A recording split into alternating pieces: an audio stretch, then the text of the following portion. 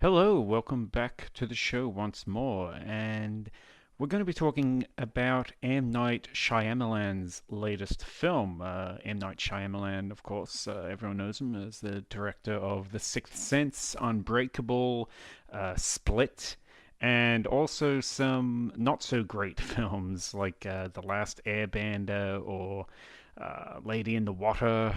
He's done some other turkeys. The Happening. But I'm glad to say that this is actually one of his better films. Trap. It follows a father and daughter. The father's name is Cooper, played by Josh Hartnett, and his daughter is named Riley, played by Ariel Donahue. Now, they are at a massive concert for a musician named Lady Raven, played by Saleka Shyamalan, of course, M. Night's daughter. And, well, as the father and daughter, well, the daughter's, Riley's done a great job at school, and Cooper, being pretty much the world's greatest dad, is taking Riley to a concert pretty much just a few rows from the front, amazing seats, and she's going to have just this amazing time watching her idol, Lady Raven. But there's a bit of a twist when it turns out that there is kind of a operation going on. Cooper starts to notice that there's quite a few cops and quite a large police presence around the concert hall, and he soon realizes that it's actually a kind of an operation going on to catch a deadly serial killer known as the Butcher. Now, I mean, that's enough to raise the hair on the back of anybody's neck, but the issue is that Cooper is the Butcher. And he currently has somebody trapped in his basement at the moment. And basically, this entire operation is a massive trap just to set him up.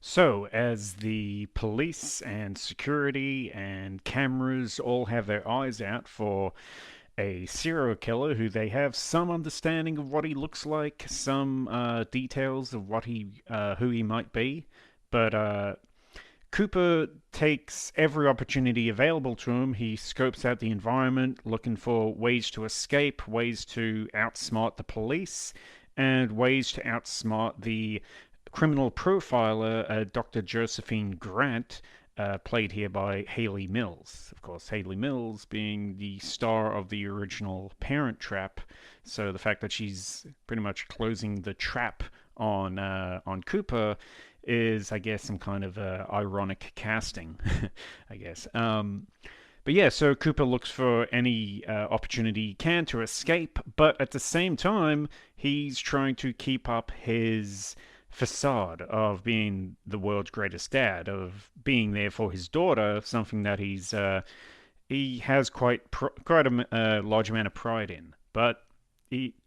Cooper has got quite a few tricks up his sleeve, and I guess it's just a question of who's going to outsmart who. Are the police going to capture Cooper, or is Cooper going to slip through their grasp once again?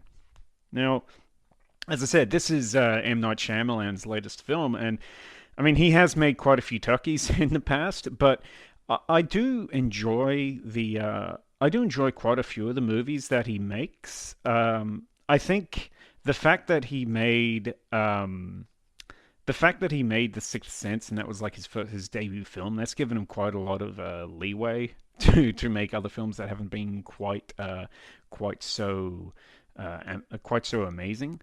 But I mean, he does come up with interesting ideas. He comes up with quite a few interesting concepts for his movies, and I did always think that it would have been great to see him try his hand at.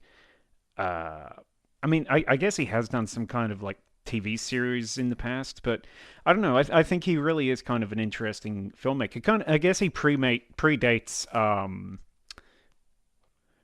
he predates Jordan Peele for a similar kind of style and kind of interesting concepts. But of course, Jordan Peele has kept up much more of a he's kept up much more critical acclaim since his film debut with Get Out in 2017. But yeah, M Night Shyamalan, like he does make interesting films, and I do think that this is obviously it's not going to be one for everybody. Um, I think that the movie does have it's only a short film. It's only an hour and 45 minutes, but it does have kind of a uh, the pacing of it, I guess, is a little bit odd. I don't want to. It's one of those movies, like a lot of M Night Shyamalan's films, where you don't want to give away too much about it, and it's not just about a twist. I know he's known as just the twist guy, but there's not like a massive twist at the ending of this film or anything like that. It's just the movie does take turns and it does take twists and turns in the narrative. I guess I'll say it's not entirely just about the concert, but when the characters leave the concert, you might feel okay. Well, this movie is looking like it's about to wrap up, but it actually goes on for like another hour after that. That's why it's tricky to say that it's a spoiler or anything because it it's more just talking about like the second half of the film, and it goes in directions that you're not really expecting it to go. And I think a lot of people might be they might find themselves okay. Well, this movie's about to wrap up, and it doesn't. But the thing is, I really enjoyed the movie. One Josh Hartnett is really just amazing in the film, playing these kind of uh, playing this like sociopathic character who does he does aspire to be a great father to his daughter, but at the same time he's a serial killer. He's a complete monster, and a lot of the film is based around his performance and it's based around his ability to make you like him and to see him because I mean he's a serial killer, he's a murderer, he's the bad guy, but we're following him and in some ways hoping that he escapes. I mean you can't really help but kind of side with him, and you're watching him get out of situations. Watching it, it actually reminded me a lot of the Jason Bourne movies. I guess when you see the characters stuck in a situation. There's no big action sequences, no car chases, anything like that, but more the character being in a situation, needing to cause a distraction, needing to try to outthink his pursuers, and that's what makes Cooper such an interesting character and such a kind of a disturbing serial killer is that he is so good at lying. I mean, there's one part quite early on where he basically walks right into the middle of a briefing of the police, the SWAT team that are there to chase him down. They don't know exactly what he looks like, but he has the balls to walk straight into the middle of this meeting, not only to just overhear what they're doing, but to walk through the crowd because he's gotten enough information at this point to that he knows that he can kind of BS his way out of any situation that arises because of it. Oh, he believes that he has the information that he needs at this time, and like he goes over to a coffee. He goes over to like a coffee bench and starts pouring himself a cup of coffee. Some cops come up and ask him for you got any sugar, and I mean he just read oh yeah I keep some down here, I keep some in the drawer underneath here, and it's like he's never been in this room before in his life, but he's able to just completely lie and BS his way into making other people believe him and believe his lies and go along with him, and it makes sense. Like almost all the scenes make a lot of sense as to what makes him so dangerous, what makes him such a predator is that he's able to prey on people so convincingly. There are quite a few moments of convenience in the film. Sometimes it's pure luck, and I mean some of them I was even kind of okay with. I mean, it's just yeah, there is a little bit of luck. Sometimes the character just manages to get away, or he manages to there manages to just be something at hand that he can use as a distraction, or some people might see it as as a little bit too convenient. But I mean, these things do happen, and but at the same time, there are a few times where it's like, okay, just as he needs a distraction, somebody just happens to start fighting down the hall, completely unrelated to what he's doing, and it allows him to escape or whatever. And I mean, those parts are a little bit weak, but other than that, I thought that the film and the way that it was portraying Cooper's character and this high concept, I thought was actually done pretty well.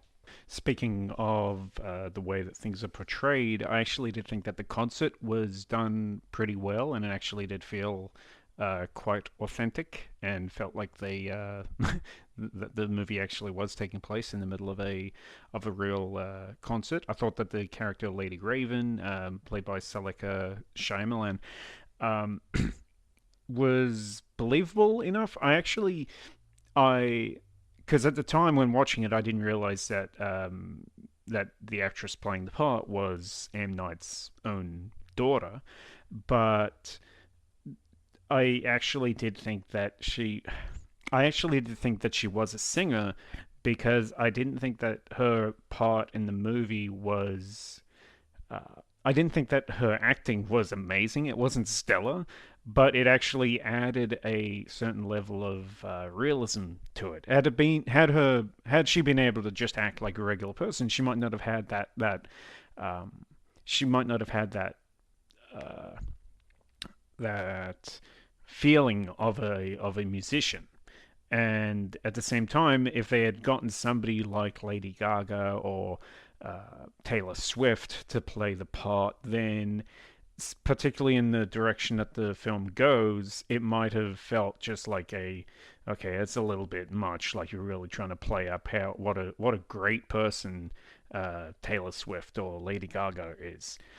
So I actually did like her in the movie, and I liked her role in the film. Haley Mills's part, Josephine Grant. I thought if there was any part of the movie that felt very hokey, it did feel like much of her character, um, the criminal profiler, and how just the way her dialogue is portrayed, I thought was a little bit on the nose. I don't know what exactly the deal was. It just didn't quite mesh well. It felt a little bit weird, a little bit. It just kind of stuck out as a little bit phony in the movie, which was unfortunate because I mean it's Haley Mills, and there wasn't really anything wrong with how she was portraying it. It was just I don't know. It's just something about her character. Even though I was okay with the idea of having this kind of criminal profiler that Cooper has to kind of go up against, I just thought there was something about her dialogue just didn't really mesh with me, unfortunately. Other than that, like it is really hard to talk about it. I can't even really talk about Alison Pill's character, and yeah, there's a lot of other stuff that I can't really go into because I think the film is best experienced knowing as little about it as possible. But yeah, I actually really did enjoy this film, which I can't say about all of M Night Shyamalan's movies. But yeah, this is definitely a good one, and I would probably give this 4 out of 5. Yeah, it kept me on the edge of my seat. It kept me interested. There were some little details about being kind of a fan of true crime YouTubers and stuff like that. Just I spend a lot of time at work just kind of listening to true crime YouTubers and stuff just to kind of kill the time. And there were a couple of little details that didn't sit right and felt a little bit okay. This is more of a Hollywood portrayal of a serial killer than a real authentic one. But I did really like the way that Cooper is portrayed as being a caring father. It sounds weird, but that does seem to be something with a lot of killers, is that they do seem to keep their personal life and their business side kind of two separate things. There are quite a few like that, and um, this is yeah, it's something that this movie does that a lot of other Hollywood movies don't do. And I thought that was quite refreshing. That was an interesting thing to see. And yeah, it was just another thing that made this movie kind of an interesting watch. So yeah, I would highly recommend it. Yeah, I'd give it 4 out of 5, and it's in cinemas right now.